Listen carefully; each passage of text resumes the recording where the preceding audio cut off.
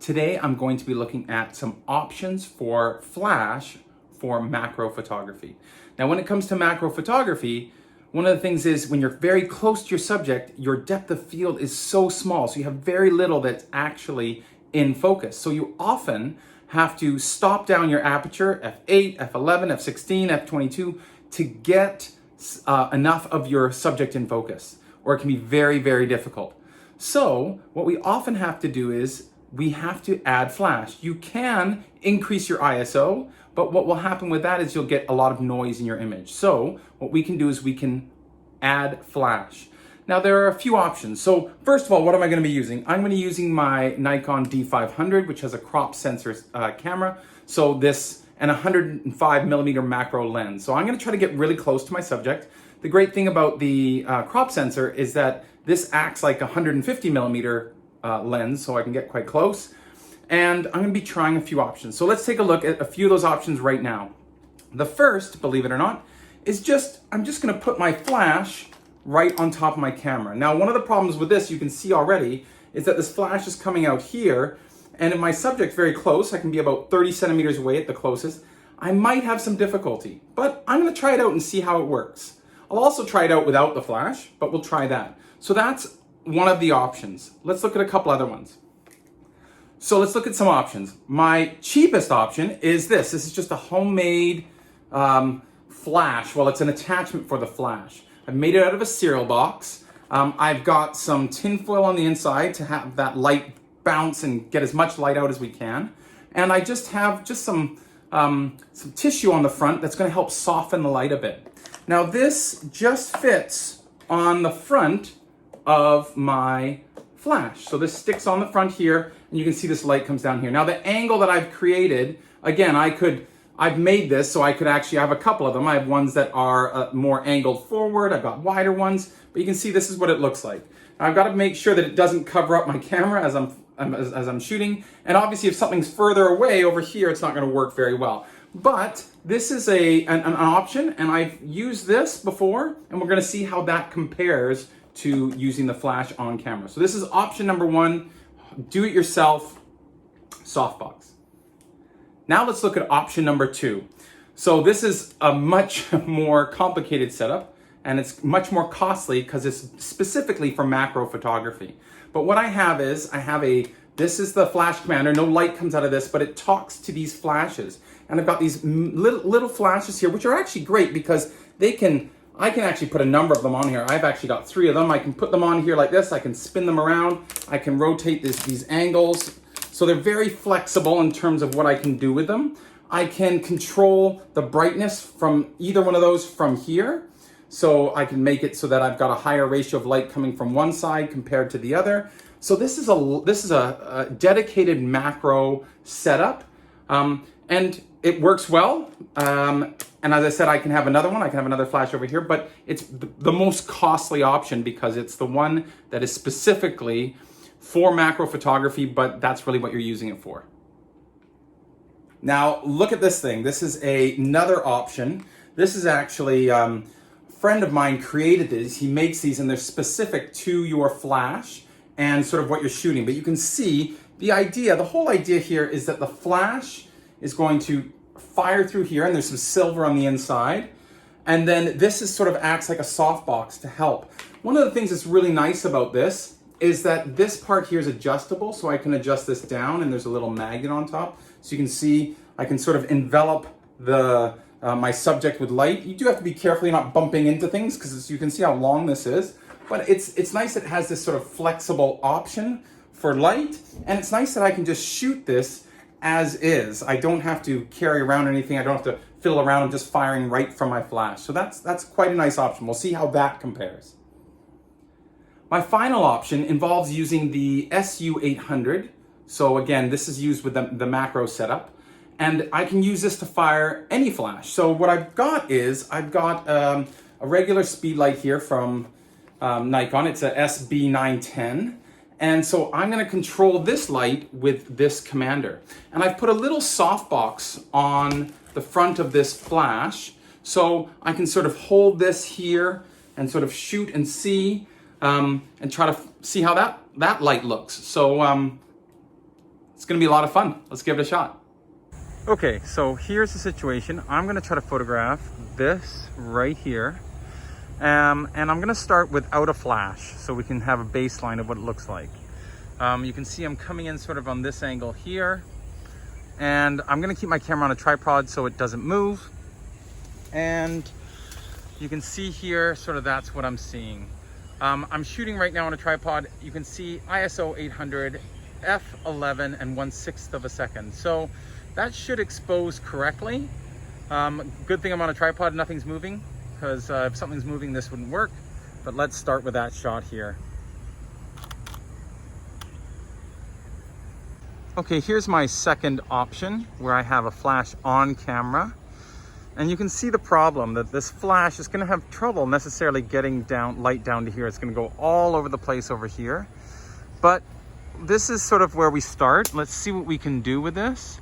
One of the things that I am going to do is on the flash, I'm going to make sure that it is set to manual zoom at 24 millimeters. So it's going to try to spread this light as wide as it can. If I let it zoom to the 105 millimeters of the lens, it would zoom too far. So let's just try this and let's see how this goes.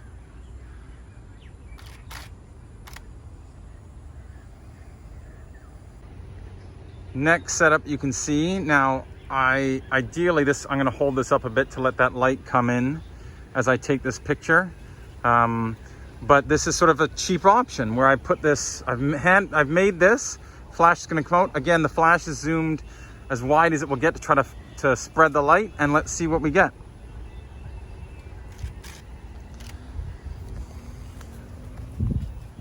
Okay, so this option is these macro flash and with the commander here. Now again, I really like that I can rotate these and I can aim these. I can aim these how I wish. So I'm going to experiment with a little bit of this and see what I can do.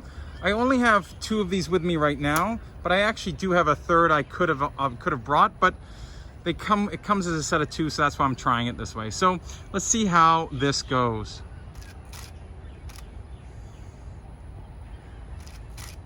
Okay, with this option, I'm going to hold this with my hand. I could use a second tripod, but I don't have one with me.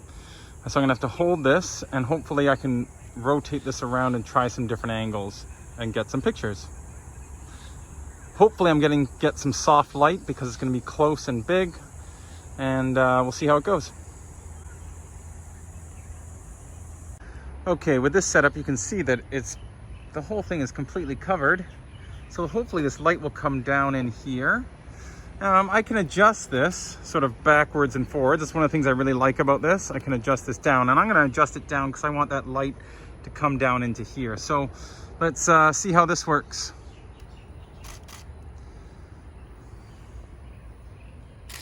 Okay, let's take a look at the results of these different flashes. I really like seeing these side by side. I find it really, really helpful. So the first one that we had was no flash, and we'll take a closer look at all of these. The second one was the on-camera flash, that flash that was attached to the camera. The third was that homemade diffuser that I attached to that flash. The fourth were those specialty macro flashes, the speed lights, the 2 of them. The fifth option was the handheld, where I held the flash in a softbox and was able to move that softbox around. And finally was that custom-made softbox that attached to the flash while it was on the camera. So let's take a closer look at the results. Now, first of all, you'll notice that this one has the brightest background, and that's because I shot in aperture mode, and so it gave me a shutter speed of 1/6 of a second. All the other ones were shot at 1/60th of a second. So right away, this has to be on a tripod. I can't handhold this shot. And I could increase the ISO. Maybe if I wanted to capture, maybe if there's an insect or something moving, or maybe there's wind, then I would definitely have to increase my ISO, but that would definitely decrease the quality of my image. I get a much noisier image. So let's look at the flash options compared to that. So the first one is the camera with the flash on the camera. Now, one of the things that I did was I changed the zoom of the flash so it was at its widest setting, so it would hopefully reach down to that part of the fungus. And you'll notice that it actually didn't do a terrible job. It's a bit dark, but the light source is further away, so the light is actually quite harsh. You'll notice it sort of in this area and here, quite a deep shadow. And you'll also notice on this side over here, there's light that's hit this part, but over here there's shadow, and it's brightest up here and it gets darker as we go down to the image. And that'll be a theme for a lot of the options that I had today. So let's look at the third option. So this was where I put the homemade diffuser made out of cardboard onto the flash, and then it fired down onto the fungus here. And you'll notice right away that there's light fall off, that the light is brighter up here, but as we get down to this part, it's quite dark. And with all the flash shots, the background is dark because I used a faster shutter speed. But actually here, the light in here is softer than the light from the direct flash that was on the camera. So this has done an okay job, but still quite a bit of light fall off. We don't see a lot down under this part of the picture. So what about the the fourth option? So these were the specialty macro speed lights. Now this was just one of the shots that I took. And one of the things that I really liked about this option was I was able to move those flashes around into a variety of different places. And this is just one of the shots.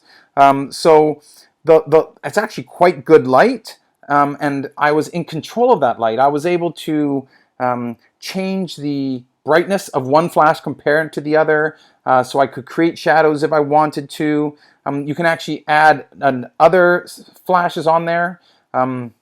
So this is a great option for anything like an insect. A lot of the other ones, if I put something over top of that insect, it's going to move away. These sort of stayed back in the area of the camera. Some of those other options that had something over here, if there was an insect, it might move away. But this sort of stayed back, so this is a nice option for insects. And one of the things I really want you to notice is the light. You see how I could get the light into this area? That's because I could put a flash on this side. It actually lit the whole scene quite well. And this one, of all the options, has the best definition down in this part of the frame, of the subject here. So that's it's a nice option. Let's take a look at the fifth option. So this one was the handheld flash, and actually the quality of light is quite nice. I was really surprised, and it was also very adjustable. I could move my arm around and adjust where I wanted this light to come from. So in this case, you see how I wanted to get some light into here. I could adjust that and put that in here.